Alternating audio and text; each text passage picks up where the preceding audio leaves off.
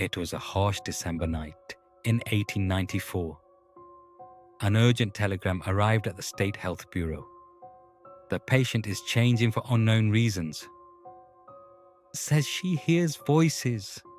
She's threatening the staff. Assistance needed. The telegram had come from Grimvale County Hospital, hidden deep between the mountains. Dr. Elias Rennick was assigned to respond. He was young, curious, and unaware that the task he received that night would be the final one of his life. As for the head nurse who sent the telegram, she had vanished before dawn. As Elias approached the town by train, the fog thickened. The town was silent. People watched him, but no one spoke. Their expressions were the same, as if warning him, as if saying, "Do not go."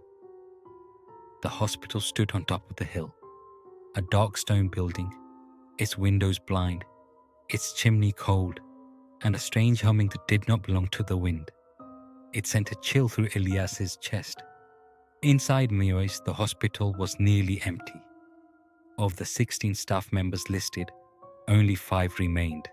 The others were missing. One of the nurses grabbed Elias's hand. Her fingers trembled. "Doctor," she whispered, "the patient is talking." But not in her own voice. Elias asked for the patient's name. Marion Hale, 12 years old. Before she disappeared, the head nurse had found Marion speaking to something in her room, even though there was no one inside. Old protective symbols were drawn on Marion's door. When Elias opened it, his breath caught. The girl was sitting on the bed, her back turned. But when Elias stepped inside, her head slowly tilted toward him.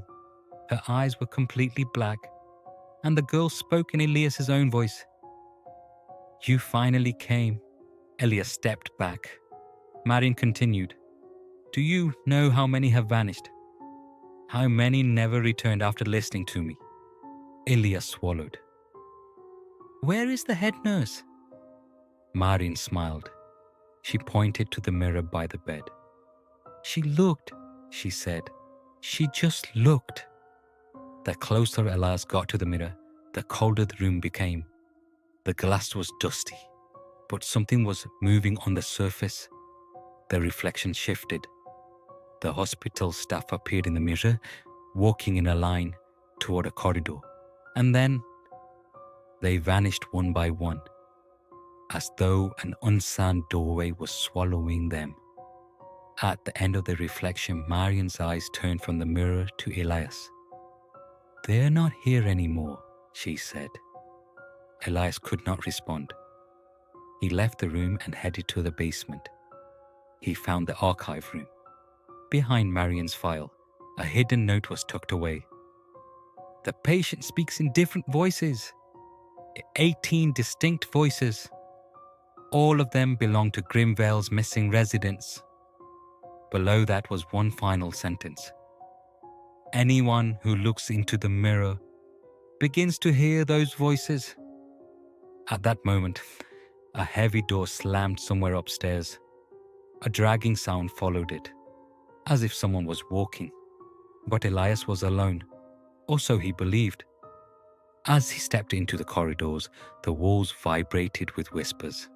Lights flickered. The hospital felt as if it was closing in on itself. Elias tried to escape, but every door led him back to the same place. The corridors looped endlessly, down to the basement, up again, then back to Marion's room. The hospital had become something living, and it would not allow Elias to leave. When he returned to Marion's room, the girl was gone. Only the mirror remained. Its surface had darkened, expanding inward like a deep, slow breath. Elias approached.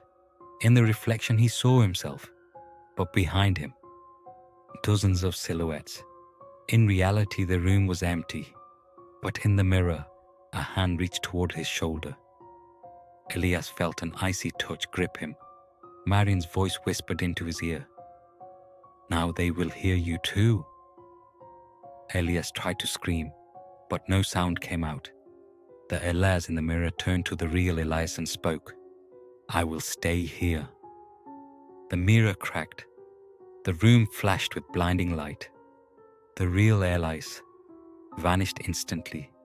Only a broken stethoscope remained, and in the mirror's reflection, a smile that did not fade. Grimvale Hospital was shut down later that year. The demolition crew found a shattered mirror in the basement. In the center of it, a face was etched into the cracks, a faint smile seeping through. And as the workers lifted the mirror, a whisper rose from deep within. Next is you.